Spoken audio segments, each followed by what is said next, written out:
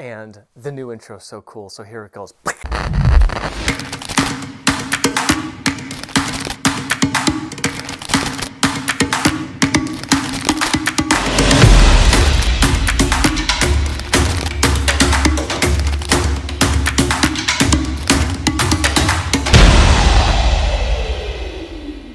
Hello, I am Joshua Smith, and this is Practical Theism. You know, I was at a men's group I attend on early Saturday mornings, and a topic came up in our small group discussions that is pretty frequented, I would say, in almost any Catholic household. I have a brother or a sister or an aunt or an uncle or a insert family relation here who has fallen away from the faith.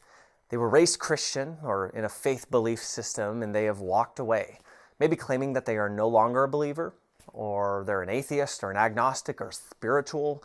I mean, you name it.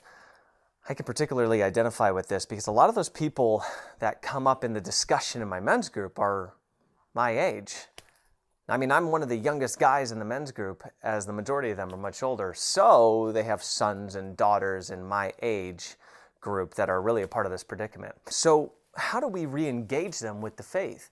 I mean, how do we re-engage anybody who's really started with the faith, fallen away from the faith, and try to re-engage them with coming back to the faith? Is there a silver bullet that can really, spark interest enough to get them to care? I've discussed before that I think there's a religious apathy going on within the church, so this certainly plays into it.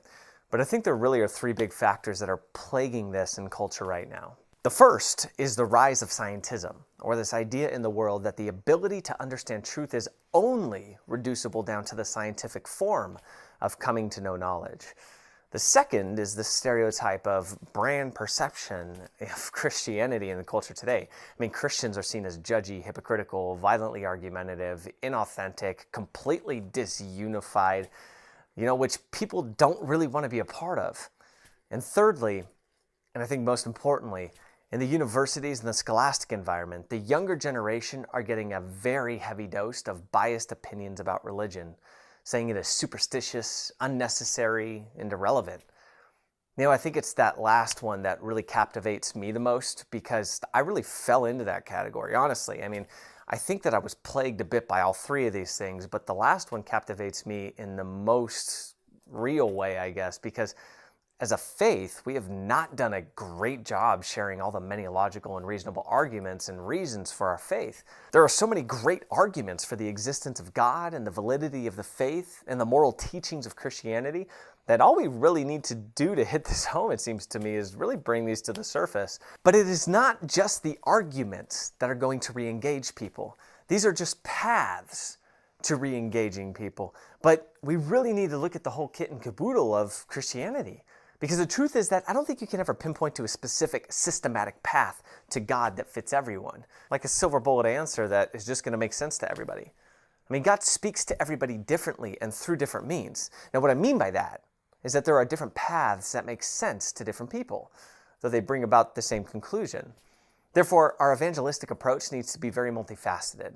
And I would suggest that we focus on 5 areas in our walk with the Lord. These 5 areas are consistency, clarity, curating, care, and humility. Okay, all right. The last one is just humility, shooting for 5 C's. So anyways, let's dive into these. Consistency.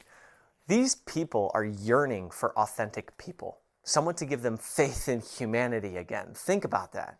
The problem is that we fall time and time again, right? Our sin gets in, our own hypocrisy sets in, and we lack the consistency that transcends a person's reason. When we do this, we just become like everyone else, and there's nothing that sets our life apart from the pack. That is why we always need to be striving for consistency in how we live our lives, so people see something that's different from what they're used to. Clarity.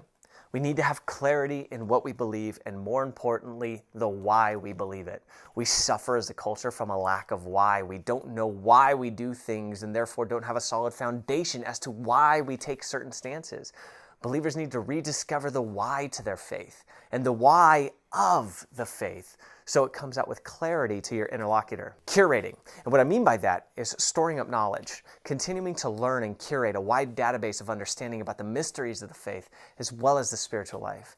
The person you might be dealing with likely has loads of questions. And I would venture a guess that somebody hasn't really bothered to listen to their questions or respond with something other than, Well, you just gotta have faith. Am I close?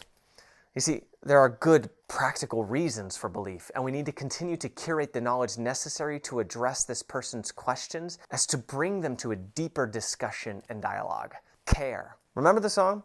They will know we are Christians by our love, by our love. I'm not going to finish it, but look, love is not about you. Let me say that again. Love is not about you. Think about your interactions in the past week. How much time did you spend listening to people talk? Now, how much time did you spend talking? We would much rather state our opinion than hear about an opinion. Side note, I remember a dialogue I was having online with an atheist, where I was just asking questions and really inquiring about their position and why they took the position that they did. After the dialogue, I read back through their responses, and not once did they ask me a question. Do you think they really cared what I thought? No way. I mean, they would not have been open to hearing what I thought, even if I had voiced my opinion, because I hadn't gotten into a space of care and trust with them yet, to where they would be open to hearing what I had to say. Switch your send-only mentality to be in receive mode. Show them you care about them by seeking to understand them and where they're at. Lastly, humility. Humility, humility, humility.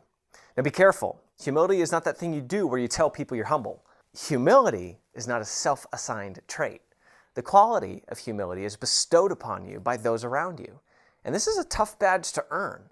I mean, on the flip side, it's not self-deprecation and oh, I'm no good mentality either.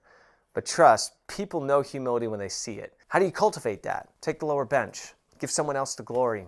Put others first. Follow the other 4 C's in this video. While there are many things that could be said about how to re-engage fallen away believers with the faith, I think they really boil down to an essential thing if you are seeking to assist in the re-engaging them. Are you someone they would want to be like? You are a poster board for the faith you proclaim, and either you're a good advertisement or a bad one for the faith. And by understanding that the faith has many aspects that move someone to re-engage their path to God, ultimately, it is God who is moving them to Himself. And you know what? God loves using secondary agents. So the question is, how effective are you at allowing yourself to be used for God's purposes in re-engaging those who have fallen away? From all of us here at Practical Theism, we'll catch you next time.